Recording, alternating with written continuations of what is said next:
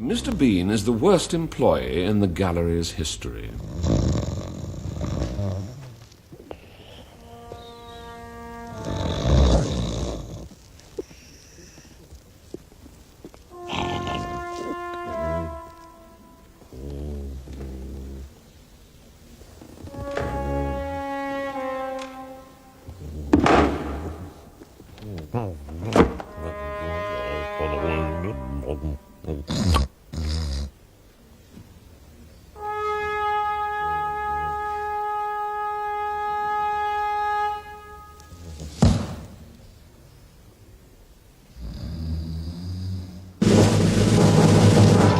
Good afternoon, sir. Sit down, sit down. Now, before we move on to the major business of the day, I should like to broach the question of Mr. Bean. Now, Mr. Bean has worked for us for many years. And will for many years to come. I employed this splendid young man when I was doing your job, Charles. And you can have my resignation if you go anywhere near him.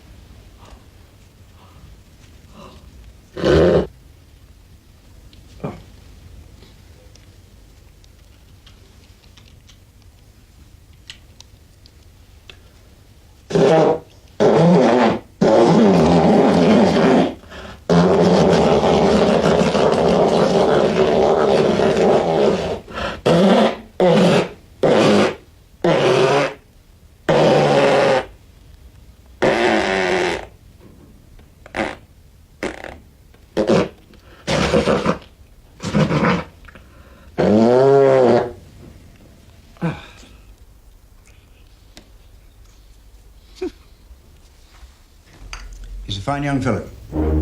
Absolutely. Quite right. Very well, moving on. The Grierson Gallery of California needs a representative of our great gallery. They are looking for a scholar of the very highest standing. I have therefore decided to recommend for the post and the 3 months sabbatical that goes with it, that splendid employee, Mr. Bean. All those in favor? Yeah! Excellent. Carry it. Our loss is America's gain. David, got a letter from the Royal National Gallery. They're recommending a guy called Bean to represent them. Bean? Huh. I can't say I've heard of him. Well, a letter signed by Doctors Rosenblum and Cutler.